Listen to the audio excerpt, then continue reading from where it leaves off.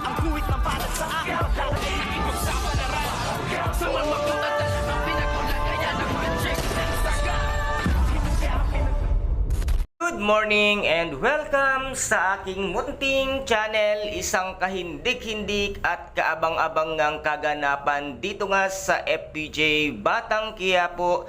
Tuluyan na kayang mamaalam itong si Bubbles dahil meron na ngang mga papasok na isa sa mga magandaang karakter dito nga sa Batang Quiapo, ang babaeng naka-Black Rider, at dito naman nga ay tuluyan na ring pinahanap nga nitong si Olga, ang kanyang anak na si Bubbles, dahil hindi na nga niya ito makita at magkasama nga sila ni Bubbles kung kaya't nautusan niya ang kanyang dalawang tauhang si Paquito at ang kanyang kasama na sundan nga si Emong kasama ng kanyang kaibigan para malaman nila kung saan nga nakatira. At tumutuloy ngayon itong si Bubbles dahil nga sa nangyari sa kanya ay nagkaroon ito ng konting phobia dahil sa paggagahasa nga ni Pablo sa kanya, na ngayon ay hindi alam ni Olga kung saan nga nakatira itong kanyang anak na si Bubbles. At dito nga ay narinig ni Bubbles na meron kang ibang muka at nasabi nga ni Emong, sabi nga ni Bubbles,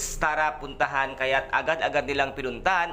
At dito naman nga ay nakarinig sila ng putukan na hindi nila sukat akalain na ito palang si Tanggol ay siya nang nakikipagpalitan ng bala dito nga sa mga tauhan ni Olga. At dito nga ay matatamaan ng bala ito nga si Bubbles na magiging sanhi ng kanyang kamatayan. At sana Tanggol ay gawin mo na ang dapat mong gawin at ang nararapat. At nasabi nga ni Tanggol na hindi na siya magbabago dahil ito na ata ang kanyang kapalaran at ang kanyang guhit ng palad, ang tuluyan na ngang magpakasama at tuluyan na ngang maghiganti sa mga taong kanyang minahal ay unti-unti ngang nawalan. Una nga ang nawala ay si Mokang, ngayon naman ay si Bubbles ang susunod, kaya't hindi niya mapapatawad ang kanyang sarili, kaya't tuluyan na nga talagang magkikipag-anib ito ngang si Tanggol sa mga kabalyero. At dito nga niya unti-unting makikilala ang tunay niyang pagkatao, kung sino nga ba talaga ang isang Tanggol